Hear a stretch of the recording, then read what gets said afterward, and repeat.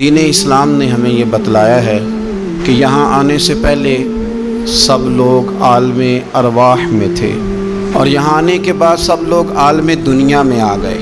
اس کے بعد جو آخری جہان ہے وہ عالم آخرت ہے، لیکن عالم دنیا اور عالم آخرت کے بیچ جو جگہ ہے اسے عالم برزخ کہا جاتا ہے۔ برزخ کا معنی تو پردے اور آڑ کے ہوتے ہیں، لیکن برزخ اس زندگی کو کہتے ہیں جو مرنے سے شروع ہو جاتی ہے اور قیامت کے قائم ہونے تک وہ زندگی انسان کے ساتھ رہتی ہے، اسے عالم برزخ کہا جاتا ہے۔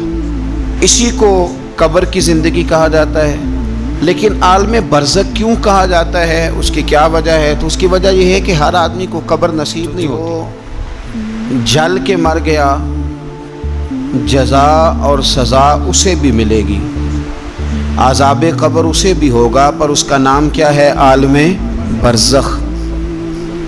جو آدمی دریا میں ڈوب گیا، جزا اور سزا کا معاملہ اس کے ساتھ بھی ہے، لیکن نام اس کا کیا ہے؟ عالم برزخ۔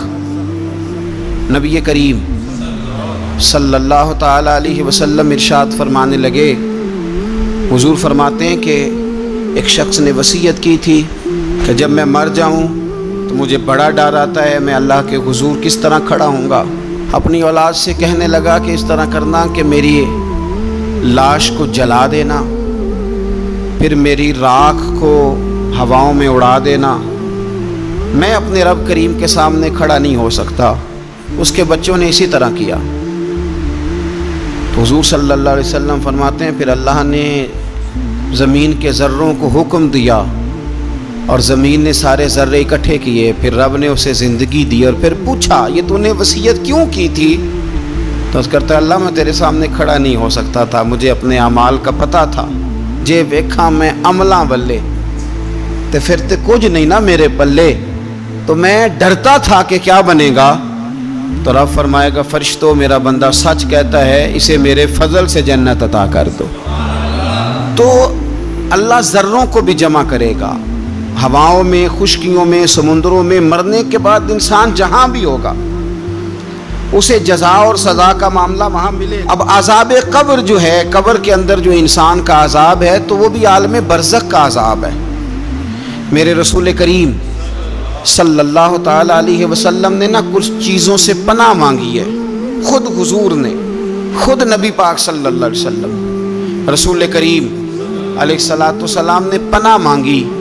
حضور فرمانے لگے اے اللہ مجھے کنجوسی سے، بخیلی سے پناہ عطا فرما، اور حضور نے باقاعدہ پناہ مانگی ہے کہ اے اللہ مجھے ارذل العمر ہونے سے پناہ میں رکھ، جب عمر اتنی زیادہ ہو جائے کہ وجود کے حصے کام کرنا چھوڑ جائیں، اس سے پناہ مانگی۔ اور خود میرے نبی پاک علیہ السلام نے قبر کے عذاب سے پناہ مانگی۔ یہ تعلیم امت کے لیے کہ تم بھی پناہ مانگو عذاب قبر سے، قبر کا عذاب برحق ہے۔ قبر کے لیے تیاری کر کے رکھنا، اپنی قبر کو یاد رکھنا، مر جانے کو یاد رکھنا۔ حضرت سعد بن معاذ رضی اللہ تعالیٰ عنہ کا جب جنازہ تھا تو صحابہ کرام فرماتے ہیں حضور نے نماز جنازہ کی امامت فرمائی تو قبر کے تیار ہونے میں کچھ دیر تھی، تو رسول کریم صلی اللہ علیہ وسلم زمین پر بیٹھ گئے اور ایک لکڑی سے حضور زمین کریدنے لگے، لکڑی سے۔ ہم وہ انتظار تھے کہ اللہ کے رسول صلی اللہ علیہ وسلم سر مبارک اٹھائیں، ہمیں کو نصیحت کریں۔ فرماتے حضور نے سر اقدس اٹھایا تو حضور کی آنکھوں میں آنسو تھے، اور رو کے حضور فرمانے لگے، رو کے کہ اس قبر کے عذاب سے رب کی پناہ مانگو اور اس کے لیے تیاری کر لو، یہ بڑا سخت دن ہے۔ رو کے حضور نے فرمایا، رو کے۔ آج تو لوگ مذاق بناتے ہیں، آج لوگ مذاق اڑاتے ہیں، کچھ فقیر صوفی درویش کہلانے والے بھی وہ کہتے ہیں یہ جو مولوی بتا رہے ہیں نا قبر میں بچھو ہوں گے، سانپ ہوں گے، یہ تو مولوی اپنی قبر بتا رہا ہے، ہمارا اس سے کیا لینا دینا ہے۔ خدا سے ڈریں، وہ چیزیں جو احادیث مبارکہ میں آ گئیں جس سے نبی پاک نے ہمیں سمجھایا، آپ اس تنبیہ کو آپ اس رنگ میں لیں گے کہ مذاق بنایا جائے گا دین کا، بجائے اس کے کہ اس سے ڈرا جائے، بجائے اس سے حضرت سیدنا برا بن عازب رضی اللہ تعالیٰ عنہ ارشاد فرماتے ہیں کہ میں نے نبی پاک صلی اللہ تعالیٰ علیہ وآلہ وسلم سے خود اس بات کو سنا ہے. خود رسول کریم صلی اللہ علیہ وسلم نے فرمایا. حضرت زید بن ثابت رضی اللہ تعالیٰ عنہ بھی اس بات کے راوی ہیں. فرماتے ہم جا رہے تھے تو 5-6 قبریں تھیں, تو حضور نے فرمایا کن کی قبریں؟ ہم نے عرض کی یا رسول اللہ صلی اللہ علیہ وسلم یہ کافروں کی قبریں. یہ صحیح مسلم میں حدیث موجود ہے, کفار کی قبریں. تو اللہ کے رسول صلی اللہ علیہ وسلم فرمانے لگے, ذرا حدیث کے لفظوں پہ غور کرنا, حضور فرمانے لگے اگر مجھے ڈر نہ ہوتا کہ تم اپنے مردوں کو دفن کرنا چھوڑ دو گے, اگر مجھے اس بات کا ڈر نہ ہوتا کہ تم اپنے لوگوں کو, مرنے والوں کو قبروں میں دفن کرنا چھوڑ دو گے, اگر یہ مجھے ڈر نہ ہوتا تو میں تمہیں سناتا کہ قبر کے اندر کس طرح عذاب ہوتا ہے. تمہیں دنیا میں رہ کے میں سناتا, پر ڈر ہے کہ کہیں تم اپنے مرنے والوں کو قبروں میں دفن کرنا چھوڑ ہی نہ دو, اس لیے میں تمہیں یہ بات نہیں بتاتا.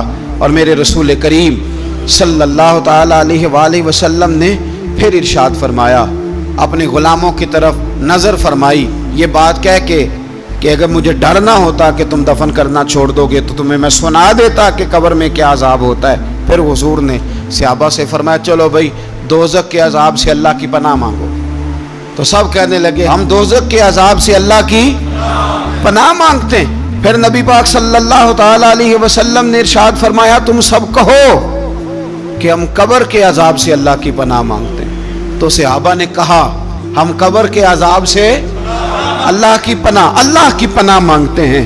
پھر میرے رسول پاک علیہ الصلوۃ والسلام نے فرمایا تم کہو, سارے یہ کہو کہ ہم ظاہری اور باطنی فتنوں سے اللہ کی پناہ مانگتے ہیں. تو صحابہ نے کہا کہ ہم ظاہری اور باطنی فتنوں سے اللہ کی پناہ مانگتے ہیں. پھر میرے محبوب علیہ السلام نے فرمایا تم کہو دجال کے فتنے سے اللہ کی پناہ مانگتے ہیں. تو صحابہ کرام نے کہا کہ اے اللہ ہم دجال کے فتنے سے تیری پناہ میں آتے ہیں.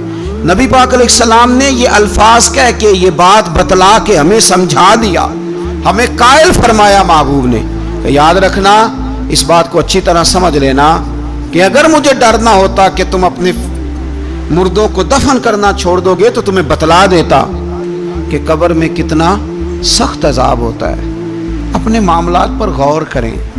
ہمارا وہ کسی شاعر نے کہا تھا کہ مرنے کے بعد مجھ کو 2 گز زمین جو ملی تو دیکھو بعد مرنے کے ہی ہم جاگیردار ہو گئے. تو اصل تو جاگیر وہی ہے اور طے ہے. اتنا مرضی اے سی لگا کے کمرہ ٹھنڈا کر لیں, ٹائل پتھر لگا کے اس کو آپ صاف ستھرا کر لیں, اور آپ اٹھنے کی بھی تکلیف نہ کریں, ریموٹ کنٹرول کے ساتھ ہر چیز اپنے کمرے کی آپ کنٹرول کر لیں, پورا ہوادار کر لیں, لیکن آپ بچیں گے تب نہ جب قبر جنت کے باغوں میں سے باغ بنے گی. اگر وہ جنت کے باغوں میں سے باغ نہیں بنتی تو پھر فائدہ نہیں ہے. میرے رسول کریم صلی اللہ تعالیٰ علیہ وآلہ وسلم کے پیارے صحابی حضرت عثمان غنی رضی اللہ تعالیٰ عنہ فرماتے ہیں, یہ سنن ابو داؤد شریف کی حدیث ہے کہ حضور نے فرمایا جب میت کو دفن کر کے فارغ ہو جاؤ تو اس کی قبر پر کھڑے رہو. خود حضور بھی قبر پر کھڑے رہتے دفن کرنے کے بعد, اور فرماتے اس کے ثابت قدم رہنے کی دعا کرو, اس لیے کہ اب اس سے سوال و جواب ہوں گے, اب فرشتے اس کی قبر میں آئیں گے, اب اس سے پوچھیں گے, اب اس کے ساتھ وہ امتحان ہوگا, تو اس کے لیے دعا کرو, قبر پہ کھڑے ہو کے دعا مانگو. ایک حدیث میں فرمایا کہ اتنی دیر دعا مانگو کہ جتنی دیر اونٹ ذبح کر کے کھال اتار کے گوشت بنا کے, اونٹ ذبح کرنا سب سے زیادہ مشکل ہے, اونٹ ذبح کر کے کھال اتار کے گوشت بنا کے بانٹ دیتے ہو, اتنی دیر مرنے والے کی قبر پہ کھڑے رہ کے دعا مانگا کرو, کیونکہ اب فرشتے آئیں گے, سوال و جواب ہوگا. قبر تو مصنف عبد الرزاق میں حدیث ہے کہ ایک بندے کو صرف 1 کوڑا مارا گیا تھا قبر میں, 1 کوڑا, 1 درہ, تو اس کی ساری قبر میں آگ بھڑک اٹھی تھی. تو پوچھتا ہے کہ یہ 1 کوڑا مجھے کیوں مارا گیا؟ تو انہوں نے کہا ایک وجہ تو یہ تھی کہ تو پاکی پلیدی کا خیال نہیں کرتا تھا, اور دوسری وجہ یہ تھی کہ ایک دفعہ ایک مظلوم نے تجھ سے کہا تھا میری مدد کر, اور تو مدد کرنے پہ قادر تھا, تیرے اندر ہمت تھی, پر تو اس کی مدد کے لیے تیار نہیں ہوا. وہ ہمارا مشہور فکر ہے نا کہ سانو کی لگے, پرائی لڑائی پرائی آگ نو اسی گھر کیوں لے آئیے. تو وہ جو ہمارا خاص معاملہ ہے نا کہ کسی کی مدد نہیں کرنی، وہ ہمیں خراب کرتی ہے، وہ ہمیں خراب کرتی ہے، ہمارے حالات بگڑ جاتے ہیں. ہم مدد کرنے پہ قادر ہوتے ہیں پر کسی مظلوم کی مدد، ایک کوڑا لگا تو پوری قبر میں آگ بھڑک اٹھی. عذاب قبر سے اللہ کی پناہ مانگی جائے، ڈرا جائے اور آخرت کے لیے قبر کے لیے تیار. قرآن مجید نے کہا وَإِذَا الْقُبُورُ بُعْثِرَتْ، جب قبریں کریدی جائیں گی نا تو عَلِمَتْ نَفْسٌ مَا قَدَّمَتْ وَأَخَّرَتْ، پھر ہر جان لے گی کہ اس نے آگے کیا بھیجا اور پیچھے کیا چھوڑا. میرے عزیز، اپنی قبر کے لیے اپنی آخرت کے لیے فکر کریں، تیاری کریں. مولا رومی ایک بڑی خوبصورت مثال دیتے ہیں اور بڑے شاندار انداز میں بات سمجھاتے ہیں. وہ کہتے ہیں مصر کے اندر نا ایک رواج تھا کہ وہ سال کے آخر میں، سمجھ لیں ذی الحج کے آخری دن، یا جس طرح آج کل لوگ جنوری فروری سے کام چلاتے ہیں، تو وہ دسمبر کی آخری تاریخ کو نا پچھلے بادشاہ کو معطل کر دیتے تھے اور یکم تاریخ کو وہ جا کے دریا کے کنارے کھڑے ہوتے تھے تو کشتی آتی تھی، جو پہلا آدمی اترتا تھا اسے بادشاہ بنا لیتے تھے. پورا سال اس کی بات مانتے اور سال کے آخر میں جا کے پھر اس کو جنگل میں، جہاں جنگل میں درندے تھے، جھاڑیاں تھیں، خوفناک جگہ تھی، وہاں جا کے چھوڑ آتے تھے. درندے اسے پھاڑ ڈالتے. تو ایک سال ایک دانشمند آدمی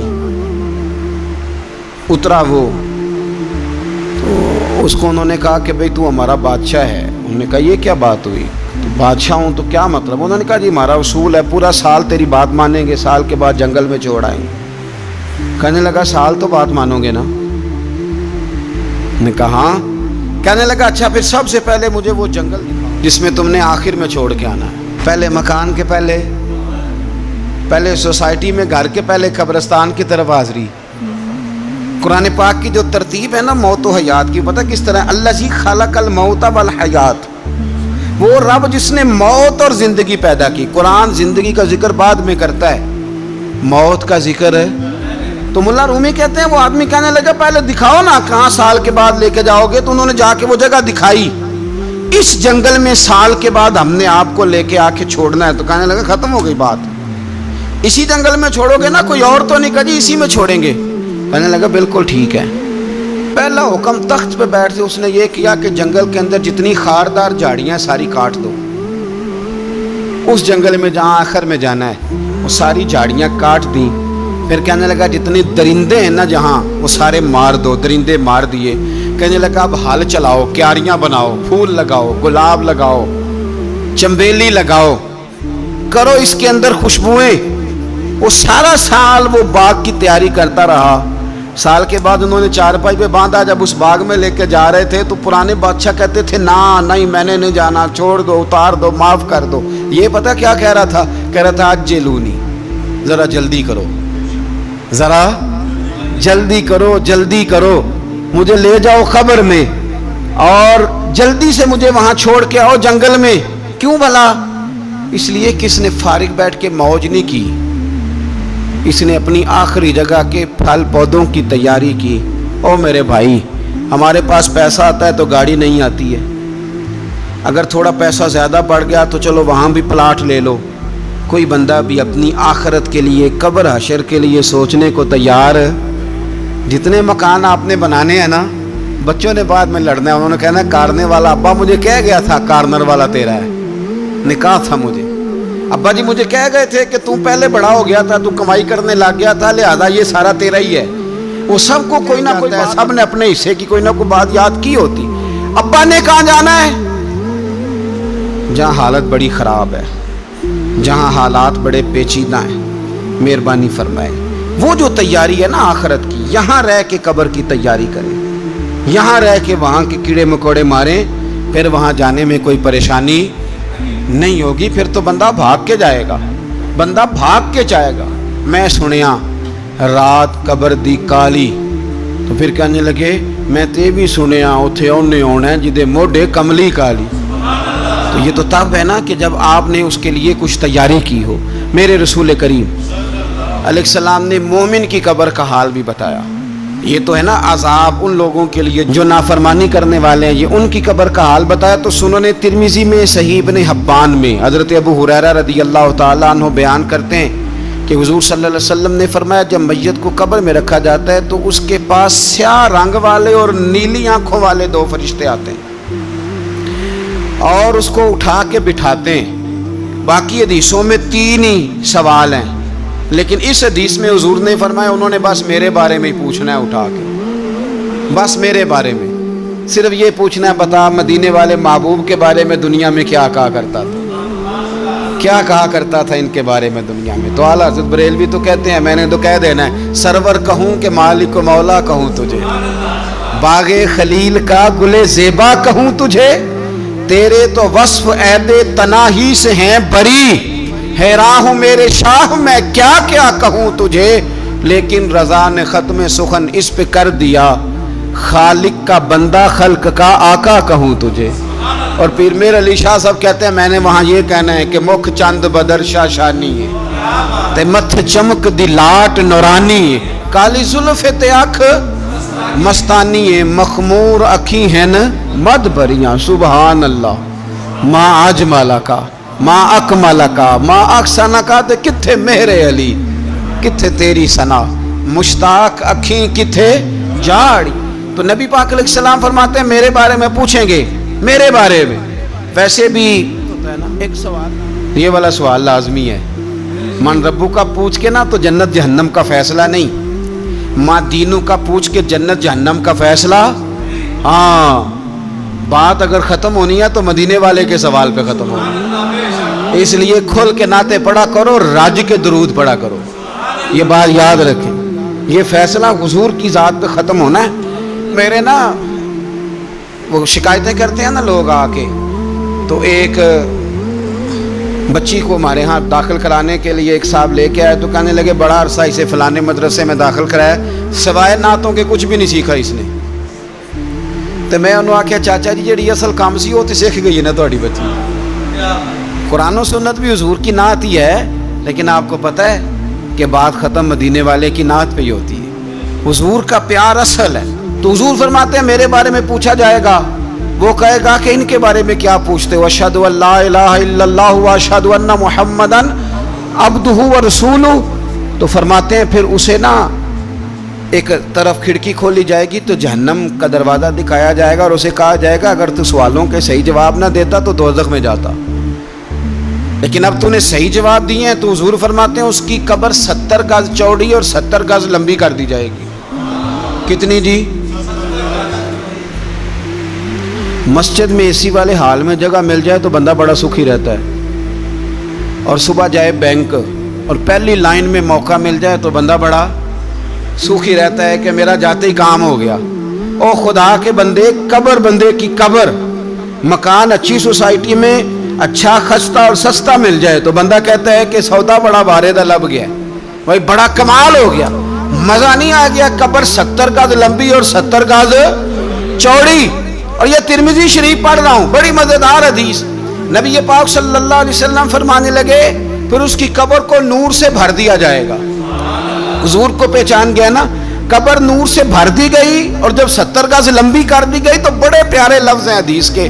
حضور فرماتے ہیں وہ بندہ پھر فرشتوں سے ایک بات کہے گا، عربی میں بھی ہے اردو میں بھی ہے، پر میرا دل کرتا ہے پنجابی میں بتاؤں۔ وہ نا فرشتوں سے وہ بندہ کہتا ہے جب قبر ہو گئی نا 70 گز لمبی 70 گز چوڑی اور نور سے بھر گئی، قربان جائیں، حضور فرماتے ہیں وہ مردہ وہ جو قبر میں پہنچا ہے، جب اس کی قبر کو یہ شان ملتی ہے تو فرشتوں سے پتہ کیا کہتا ہے؟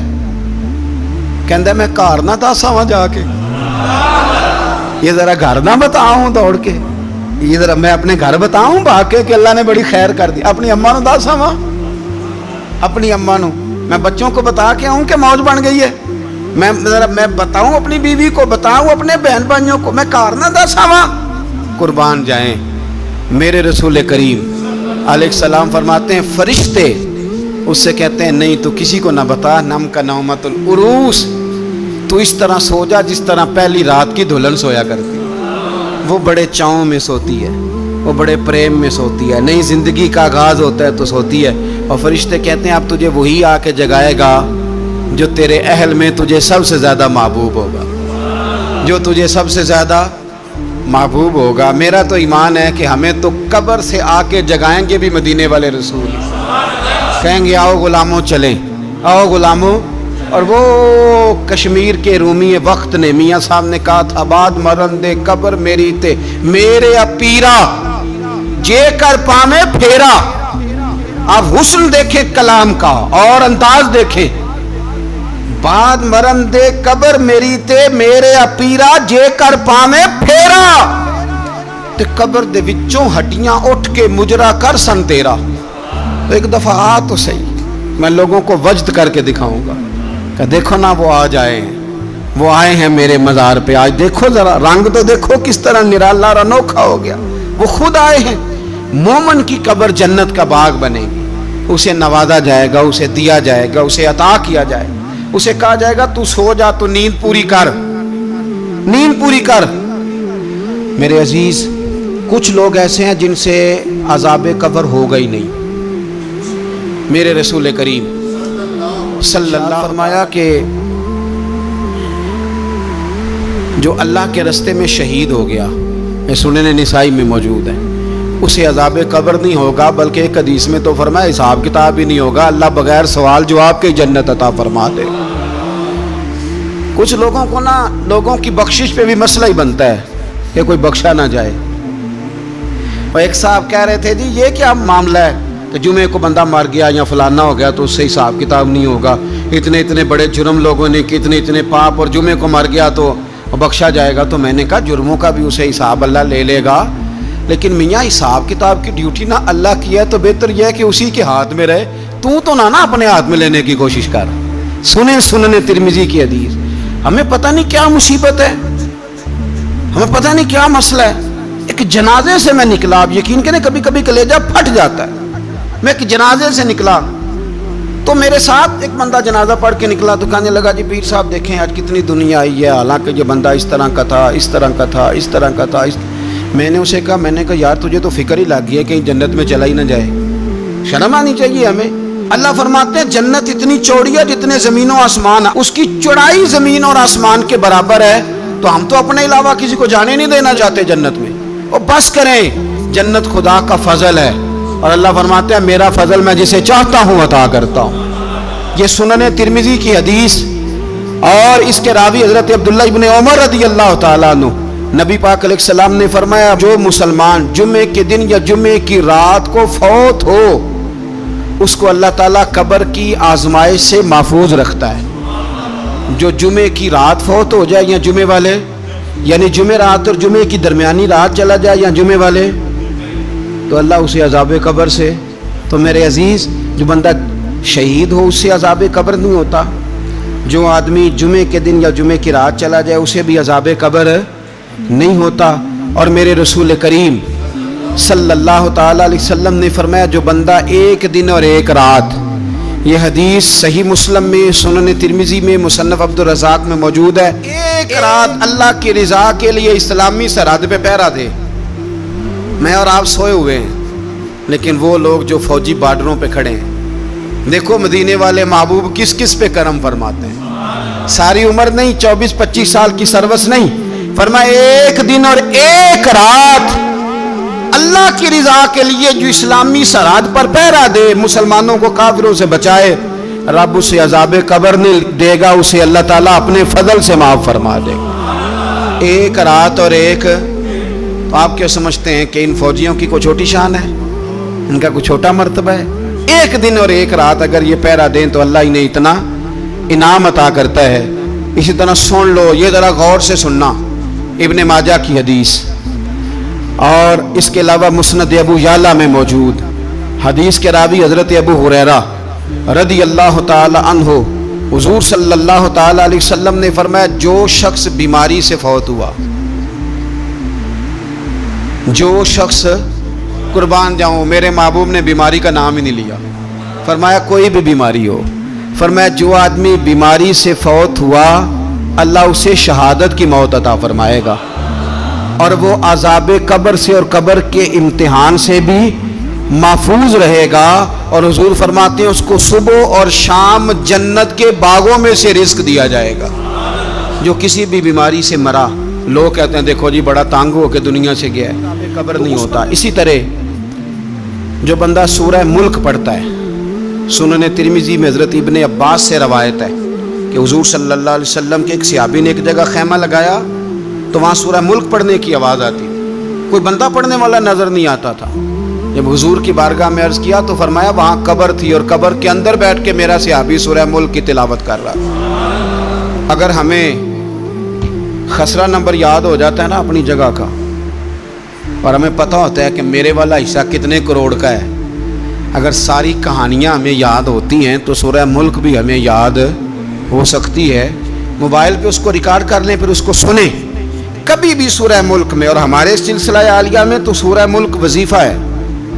ہمارے الوظیفۃ الکریمہ میں اعلیٰ حضرت نے لکھا ہے کہ رات کو سورہ ملک اور سورہ یاسین کے بغیر سونا نہیں۔ سورہ ملک اتنی شاندار صورت ہے کہ نبی پاک صلی اللہ علیہ وسلم نے فرمایا یہ قیامت کے دن اللہ کی بارگاہ میں ناز سے جھگڑا کرے گی اور کہے گی اے اللہ یہاں تو میرے پڑھنے والے کو جنت عطا فرما یا مجھے قرآن پاک سے علیحدہ کر دے۔ تو رب کریم پھر اپنے فضل سے پڑھنے والے کو جنت عطا کرے گی۔ اللہ کریم ہمیں سمجھنے کی توفیق عطا کرے۔ آخر دعوانا الحمدللہ۔